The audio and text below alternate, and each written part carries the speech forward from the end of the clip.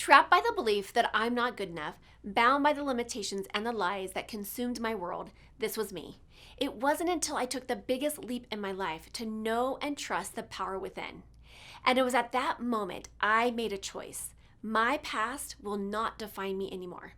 Hello, I am Teri, and I know I am not alone in this.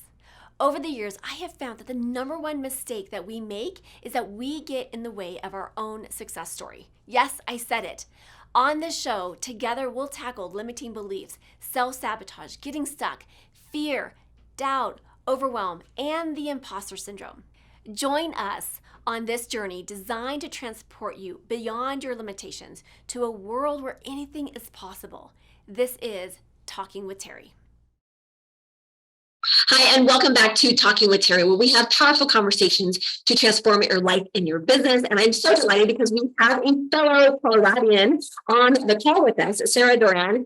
She is the author, coach, and content creator and owner of the Fruition Initiatives. Oh my gosh. Okay. My brain. Okay. To help people and organizations turn their ideas into action.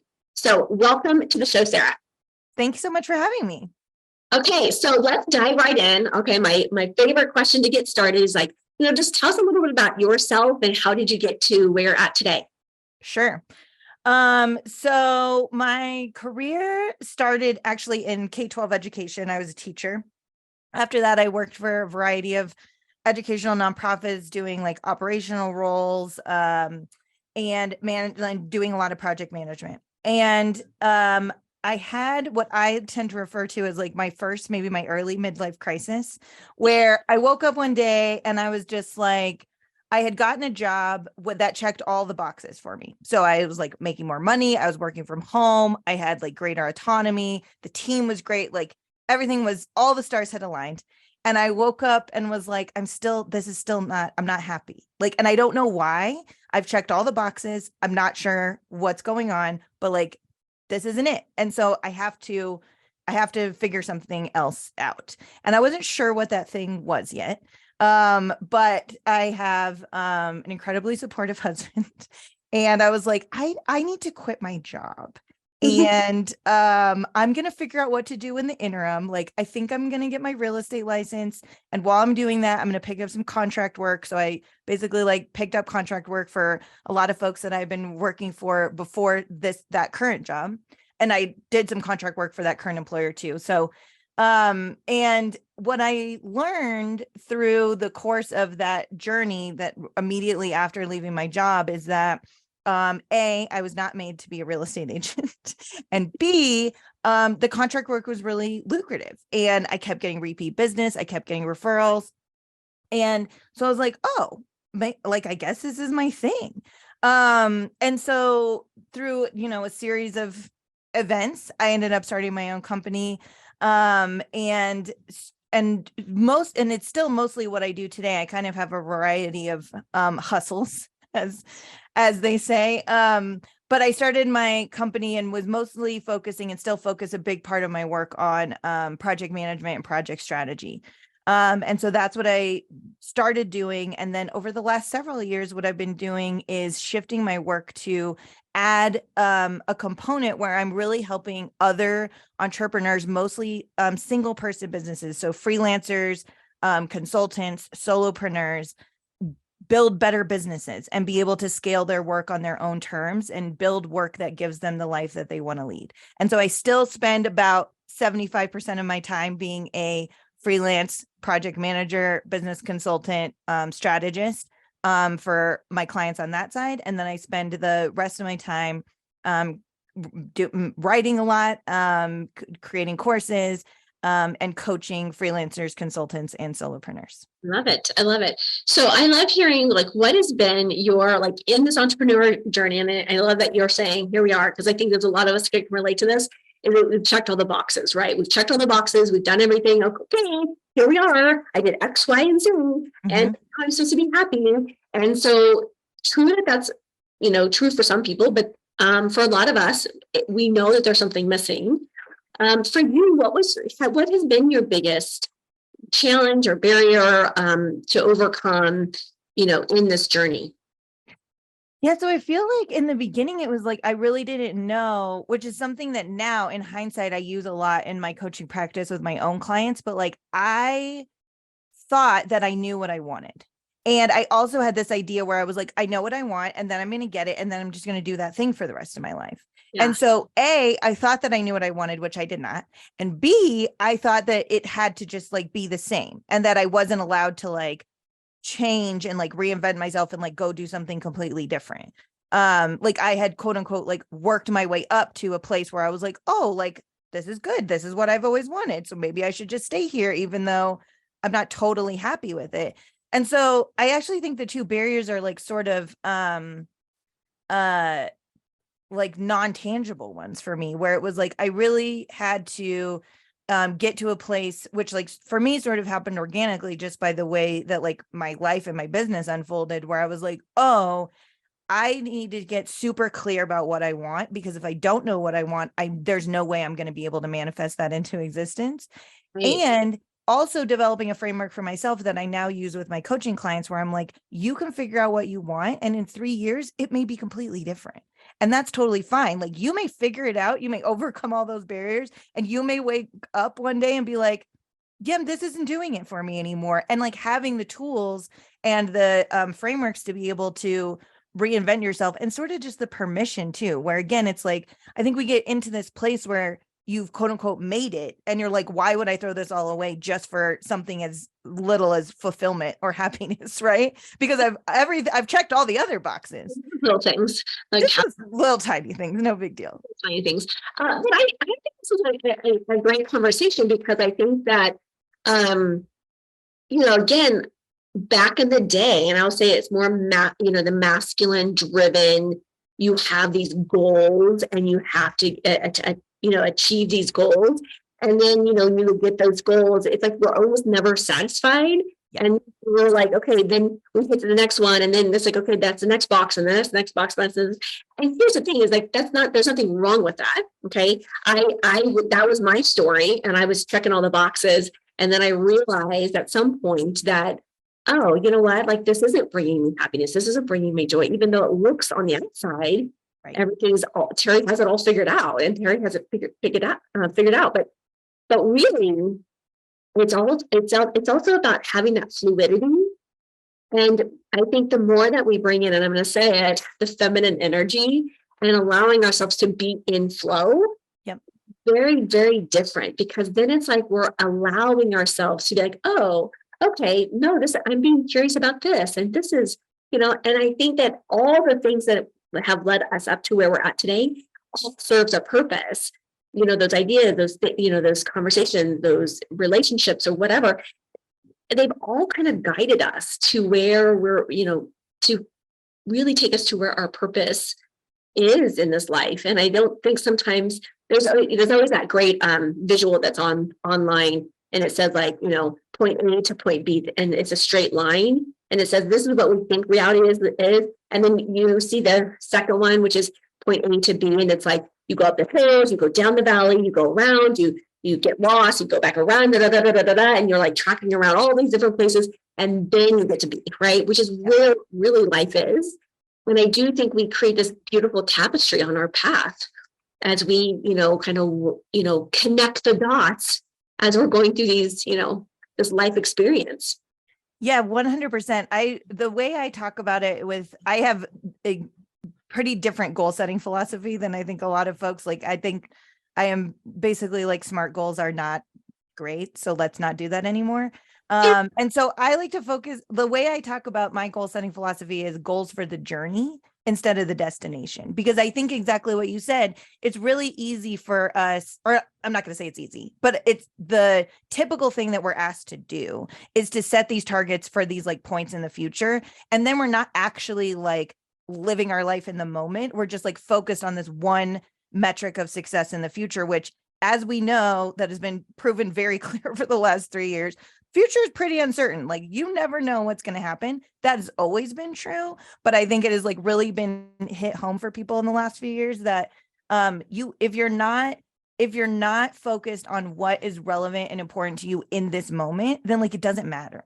And so I really focus with people of setting my longer term, but still not long term, medium term milestones, and then short cycle goals so that you're really like adjusting constantly. And I think the other thing you said that's really important, that's like, I think hard to like put into concrete terms, but it is that like following, I call it like ambitious but ambiguous. So you're like aiming, you're not limiting yourself to what you think is possible in this moment, because like who knows. Right. And you're sort of you're setting like a ambiguous goal of like, here's what I think this is going to look like, and then you're sort of like following the threads, because you don't act like almost every single thing of like the most important things that have happened to me in my life, I never saw coming. Like I never would have been like a year from now, I'll be doing that. And so it's like, but if I hadn't like left myself open to those possibilities, I never would have found it. Yeah, exactly. And that's like keeping yourself open. And so my philosophy is very similar to yours. And I talk about targets, right? And it's like, yes, we'd like to hit the bullseye, but if we keep an open opportunity to all the other, areas too. I've had so much business happen. And even if I haven't hit the bullseye and I'm like, I was like, 2 lines out, I still received so much, connections and collaborations and just juiciness just by being open to like, okay. And I think that's like the biggest thing, is like allowing ourselves to be open, have a direction, but being open with ourselves to be willing to look at other things along the path, right? Yeah, and totally. That brings in such a place. I mean, for some folks, I'll be honest, like that drives people bonkers by not having the knowing, right? Mm-hmm. And yet that is a skill set that we can practice and play with, of getting more comfortable with the uncomfortable, right?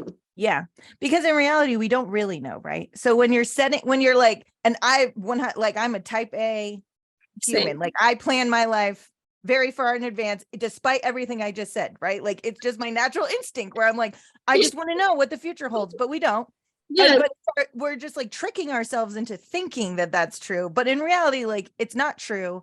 And I think the other thing you said that's interesting, that I have to like shift my own thinking, and the people I work with, they're thinking around this a lot, is like for targets, like you said, I always have people focus on qualitative and not quantitative, because I think people always want to assign a number to something. They want to say like, I'm going to hit this revenue target, or I'm going to work X number of hours a week, or I'm going to get X number of new clients. And I have like found myself even again, like falling into that trap over and over again, where I'm like, okay, I'm going to get 10 new clients in the next month. And when I don't hit that target, I feel like I failed, but I didn't fail. Because if I had set a qualitative goal of like, I'm going to grow my business and I'm going to bring new people into my business that feel like the right people, then I did that goal. So it's about like like, what does it look like and feel like, not like, what is the number? Yeah, exactly. And the intention around it. Yeah. And that's we were talking offline about, like, utilizing energy. And so I was just doing a video this morning about like, what are the words that we are speaking, and our words have power. So, setting intentions and being really clear on what that is. And instead of, like you were saying, I always ask the questions like, why is it so easy for, blank to show up? Why is it so easy for new clients that are interested in my services to show up? I wonder what is possible that I get to create today. And all of that becomes more generative in a very playful way. And when it shows up, literally all you have to do is say, thank you, I'll take more of that. And like it's when we talk about manifesting and generating, like it can really be that easy. And I think sometimes we want to overthink it, put all this pressure on ourselves. But when we do, what happens is it takes us into scarcity. It takes us into fear, lack, not enoughness. It takes us in, and that's then what we're creating and generating. That's the results that we're seeing. And so it's really about, being really intentional with what words we're showing, what the words are we using, and how we're showing up, right? Totally. And I think that being able to set those types of intentions, I think just goes back to being super clear about what you want. Yeah. Which again, I don't think, and myself included, and I still do this work every day, where it's like, there's so many reasons why we don't know what we want, because we get fooled into thinking that we want what other people want for us, what society wants for us. So we're like checking boxes. I work with tons of people, like single person businesses that they're getting really successful. And they're like, well, the next step is like, I just need to like, quote unquote, scale. I just need to grow my company. I need to hire all these people. And I'm like, but is that what you want? Like, just because you think that everyone's told you that's the next step, is that actually what you want? And that's not a thing, like that's just one example, but I think so many of us end up setting intentions or goals or anything around things that like are not actually the things that we want. But that's hard work, right? It's hard work to go deep down and be like, okay, what do I actually want? And that kind of process has, for me, works best when I have like a coach or a thought partner to do it, because oftentimes you need someone to be able to like pull that out of your head. It's hard work to do alone. And I think that's a great tool and a strategy. What you just said is really asking yourself, what is my desires? Where do I see myself? Not what anybody else is thinking, not what your expectations from your parents, your friends, your colleagues, your coworkers, whatever, is really what is it that you truly desire. And it's okay that it's not the status quo. I'm having this conversation right now with my team, and I'm like, I want to do it differently. And they're like, but Teri, this is the way everyone does. Like, I don't care. Like, I like see it differently. This is how we're going to do it. And they're like, and we're still figuring it out because it's not been done what we were asking to be done. And so it's like, we get to pave the path to this new way of doing things. And I'm super excited about it. And my team is like going like, what are you doing, Teri? You're going rogue. And I'm like, I know, and I'm owning it. Fail miserably, but I'm just trusting my intuition on this one. And I feel it with every single cell of my being and my body. And I'm like, we're doing it this way. And who knows? I'll keep you posted how this goes in September. We'll let you know. I love it. I mean, I think that's the other thing. Like the first thing I do with my clients is this like triad that I help them think about who you are, why you do what you do, and what you want out of it. And that I think goes to the who you are piece too, where it's like the other thing that I think, again, myself included, people need to do. It's like not just an easy thing of like, this is who I am, is like, we're always like putting on these masks or like not operating as our most authentic selves, again, because of like whatever other people have told us this is the way you have to like show up when you're an entrepreneur, or whatever the narrative is that you're telling yourself, wherever it came from. And I firmly believe that when you start operating as your most authentic self, that you start drawing the people to you that are like the right people. Yeah. And so I think like going rogue is like a perfect example of that, because it's like, yeah, I don't like, everyone else is telling me to do it the way everyone else does it, but like, that's not the way I want to do it. Yeah. I talk to so many people about this, especially when they're like trying to like get more business or like marketing themselves as freelancers. And they're like, yeah, but I don't want to do all that like gross like sales stuff that other people do. And I'm like, you don't have to do that. Like, let's not do anything that doesn't feel authentic to who you are. It doesn't mean that you're like, if you want to work for yourself, we're gonna have to find a way for you to go out there and get business. Like that is true. But let's figure out a way to do that feels authentic to who you are. I know that. Yeah, that's great. Okay, so this has been most delightful. What's a final tip or nugget that you can share with the audience that you have found to be helpful on your path to what you're creating? So I would say throw away all of your long-term goals. Throw away all of your SMART goals. Never set goals more than, I would say, 6 months in advance. You can set maybe longer term milestones, but really focus on nothing longer than a quarter, and then just keep checking in with yourself. Make sure they feel relevant, make sure they feel authentic to who you are, make sure they're giving you what you need in this moment and not just like having you work towards some hypothetical future that may never happen. So I think that would be my tip. As humans, we're kind of we kind of like to have instant gratification, or it's quicker gratification, right? And I do think that helps us move the dial forward, because if 100%. We do things that are so far out there and we're working, and we don't see like a little nugget or a little like, right? Like, I think shorter, so that we can create that success pretty quickly, I think is really important. So I just love that. Where can people connect with you or find out more about what you're doing? So you can find out all about me on my website, which is fruitioninitiatives.com. And on that, you'll see I write a Substack, I have a blog, and you can find out more about working with me as a coach and everything else that I have to offer. I love it. And a podcast. And I have a podcast. Okay. All that is on there. I love it. What's your podcast about? My podcast is called The Hustler's Manifesto, which is also what my Substack is called. And it's really just a macro look at independent work. So I talk to all kinds of different people who work independently, and we talk about a lot of the topics that we talked about here today. How do you do what you love? How do you get what you need out of it?